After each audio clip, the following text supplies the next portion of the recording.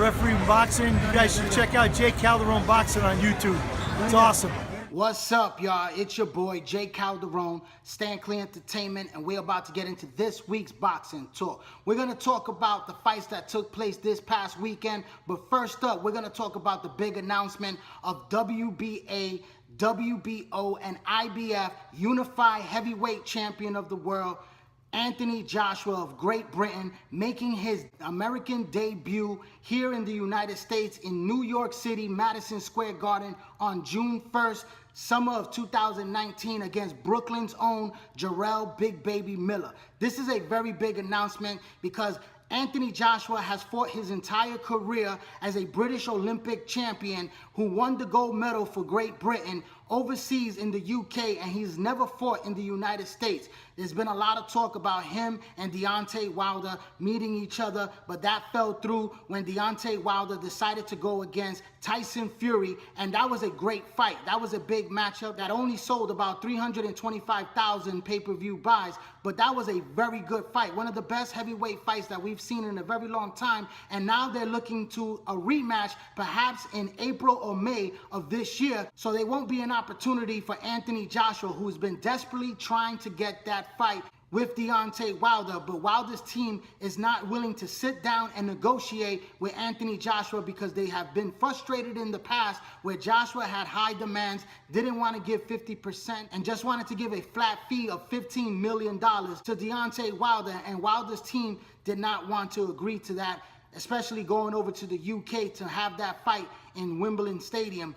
And this fight did not materialize. So both teams could not agree the first time around, and then Anthony Joshua winded up facing Alex Povetkian, a very good top 10 heavyweight, perhaps top 5 in the division, and Anthony Joshua looked superb in that fight in knocking out the Russian Olympic gold medalist Alexander Povetkian in great fashion. So now Anthony Joshua and their team was desperately trying to make that fight, but that fight fell through because Deontay Wilder wants the rematch to prove that the first fight, wasn't his best performance. He didn't look good. I thought he actually lost against Tyson Fury. Fury did, to my surprise, actually very well in that fight. He looked great in that fight, and he got dropped twice, and a lot of people will argue that the count was a little bit too long and that Deontay Wilder should have been awarded a knockout victory in that 12th round. But it winded up in a draw. It was an excellent fight. I definitely would like to see it again. I wish I would have saw Anthony Joshua and Deontay Wilder fight first before giving Tyson Fury that rematch, but Deontay Wilder and his team are dead set by fighting Tyson Fury and proving that he is the better heavyweight and putting a punctuation and perhaps knocking this man out to really claim that he is the best heavyweight in the world and look on to the Anthony Joshua fight down the road in the future. But as for right now, Anthony Joshua will come to the United States finally. He'll leave his comfort zone, come to New York City, the background of Brooklyn's own Jarrell Big Baby Miller. And Miller, is a guy that hasn't really earned the title shot. He's an undefeated fighter. He's a solid heavyweight, top 10 for sure, but he hasn't fought very good competition to put him into this position. He's only getting this position because of Eddie Hearn, the relationship that he has with Anthony Joshua's promoter and DAZN, where he has fought several times on that live stream network, and they wanted this fight to happen. These guys over in DAZN are putting up a lot of money, and also Sky Sports Network over in the UK, to Anthony Joshua so that Joshua could come to the United States to make this title defense. It is reported that he's going to make $32 million for this fight guaranteed, plus pay-per-view upside on the UK market because they show his fights over there for pay-per-view. But over here in America, you could watch that fight on DAZN for $10 a month. You also have the Canelo Alvarez, Daniel Jacob fight, so you could get both fights. If you haven't subscribed yet, subscribe close to the Canelo Alvarez fight and you'll get both fights for free for that first month subscription, and then it'll be $10 a month, and it's a great app with picture quality. I'm definitely gonna head down to New York to watch that fight, to see his American debut, and I think it's a good matchup, but I believe it's a matchup where Anthony Joshua will prevail in that fight.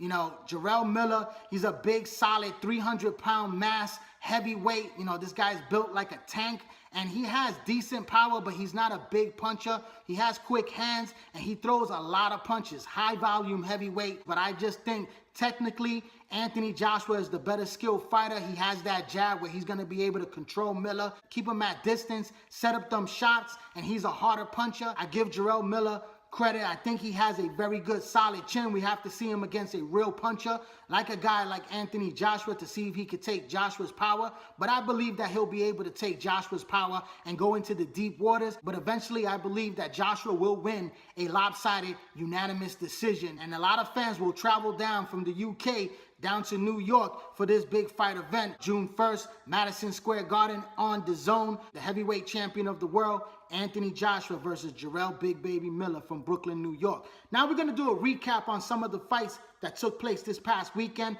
First up, in the junior middleweight division of 154 pounds, Erickson, the Hammer Lubin, Orlando, Florida's own my man, came out and he looked good against a guy that's 40 years old, you know, way past his prime. This man has lost 10 times, but he has never been stopped in any of his fights that he has lost.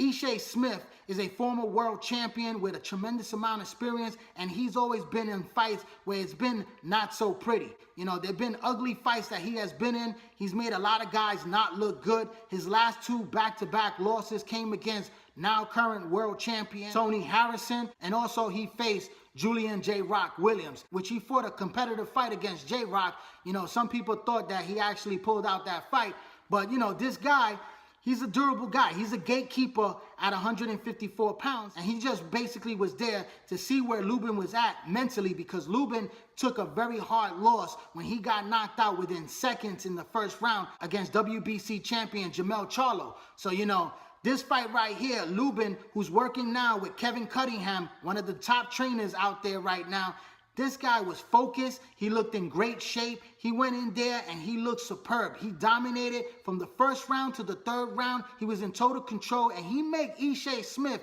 look really bad in this fight. Like, we haven't seen Ishe look this bad throughout his career, and Lubin just looked dominant in this fight. He looked fast. He looked very sharp in this fight. He was landing from the southpaw stance, that left hand, and he dropped Ishe Smith 4 times in this fight to stop him in the third round. And the Hammer showed that he's back, a solid win, and this puts him right back into contention. I would like to see him fight at least 2 more fights before he fights for the world title against perhaps somebody like Austin Trout, another experienced veteran that's on the decline right now, or even as Landy Lara. I know Lara is a step up. He's a very good boxer, but Lara's also on the decline as well. And I think it's a good matchup for a guy like Lubin to really try to shine and show that he belongs in the top of the class to get a world title shot, because right now, I don't think he's ready for a guy like Jarrett Hurd or even the rematch against Charlo right now. Tony Harrison, I would like to see that fight. I called for that fight some time ago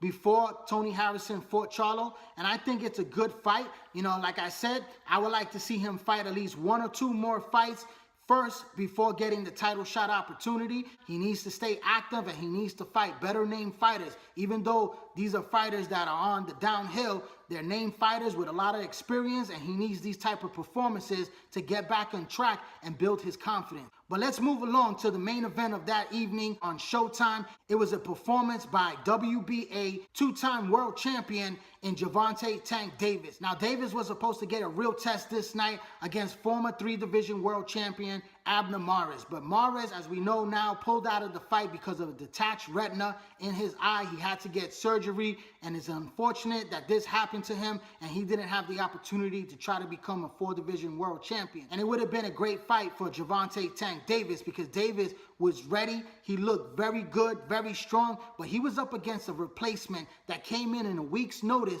that came up from 122 pounds. This guy was a career junior featherweight that fought in his last fight at featherweight at 126 pounds for the first time, and then he came and turned around 3 weeks later, you know, perhaps sharp, perhaps in very good condition, but out of his league, stepping up to the junior lightweight division to face a big, strong guy like Gervonta Davis, who's one of the hardest punchers in boxing today. And the hand speed and the punching power was just way overwhelming for Hugo Ruiz, that just could not take that power. Totally annihilated in this fight Like he didn't even know where he was once he got up from that knockdown. And the referee made the right call by stopping this fight because this man was badly hurt. And Gervonta Davis got an easy first round knockout. I knew that it wouldn't even go past 5 rounds, that this was going to be an early night for Gervonta Davis. I had put it up in one of my posts. So Gervonta Davis, hats off. He kept busy. He stayed sharp. Now he steps back into the ring, hopefully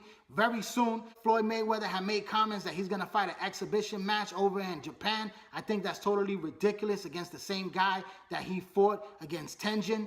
Tenjin is not a boxer, and he'll get destroyed the way he did against Floyd Mayweather. I don't even think it's a real matchup because this guy is a featherweight at 126 pounds, so he's definitely out of his league. And, you know, I think that's just nonsense, and they're just trying to bring attention to Gervonta Davis because Floyd Mayweather wants to make this guy a pay-per-view star in the future. But one thing is for sure, he's not going to go over to ESPN or even to DAZN to face any of the other world champions. Tevin Farmer fight has been on the table for him. They have offered him a lot of money to go over to DAZN, at least for a one-fight deal, so that he could fight Tevin Farmer, who these guys have bad blood for the last 2 years, and these guys have not fought each other. You know, they're both world champions. It's a great unification match because Tevin Farmer, even though I think he will lose that fight, he will give a very good challenge because he's an excellent boxer. You know, so it's just about Floyd Mayweather and his team wanting to make that fight, and right now they don't want to make that fight. And then the fight that I would definitely love to see between 2 of the top junior lightweights in the world. I have Miguel Bachel as the WBC #1 junior lightweight in the world and Tank as #2. And I think this is an excellent matchup for both guys to really come together. And this will be a true test for a guy like Gervonta Davis because he's going up against a real Mexican warrior that has boxing skills and has punching power to really match Gervonta Davis. So I would love to see that fight. But I don't think that fight will take place because he's not going to go over to ESPN. So you could forget about, you know, that everybody's screaming about Lomachenko and Gervonta to step up and move up in weight to face the lightweight king. It's not going to happen. Floyd Mayweather and his team already said it's years away from happening. They want it to be a big pay-per-view money fight the way Floyd and Pacquiao was. So you could forget about that fight ever happening because it won't even get to that level. But let's move on to another fight that happened. It was an upset on the night. It happened on the DAZN live stream network where Puerto Rican's own Alberto Machado, who was the WBA real champion of the 130-pound weight division. Machado got really hammered in this fight against Andrew Cancio. And Cancio, you know, this guy, I underestimated him because he's always been a tough, durable fighter. And I gotta tell you, you know, I've never been a fan of Alberto Machado because Machado, even though he's Puerto Rican like myself, and a lot of people root for a Puerto Rican fighter because of their nationality, that's not me. You know, I have to believe in the fighter. And I thought that he was a very big guy for this division. You know, perhaps the weight is not his weight class anymore. He might have to move up to the lightweight division because he said he felt weak in this fight. But he was a strong fighter, a devastating puncher. And I just saw when he won the world title against Jarrell Corrales, I felt that when he got knocked down in that fight that he wasn't the real deal, that this guy had some flaws to his game and his chin was one of them. But in this fight right here, it was the body work that did him in because he was dropped 3 times to the canvas by body punches, and Cancio was just wailing away on that body, and he hurt him and he put him down, and it was over for him. He couldn't really deal with the body work that Cancio was putting out. And congratulations to this man because this guy is a true veteran of the sport. He was fighting in front of his hometown, and it's a big victory for him when he was ready to hang up the gloves and call it a career. Now he's a world champion, and it's a great accomplishment for his career. I don't know if he's going to hold on to that title for a long time, but he will get another big payday and an opportunity to defend that title. And a rematch with Machado, I don't even know if Machado wants that rematch because his teams are having doubts about going into a second fight with Andrew Cancio. So, you know, we have to see what's in store for his future. But that's my final analysis on the fights that took place this past weekend and the upcoming heavyweight showdown between Anthony Joshua and Jarrell Big Baby Miller.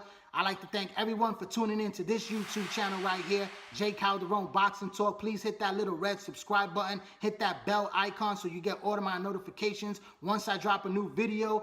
Please follow me on Instagram, follow me on Twitter, and join the Facebook boxing group page, all under the same name, J. Calderon Boxing Talk. I'm Jay Calderon, Stand Clear Entertainment. Thanks for your support. Keep watching and please subscribe.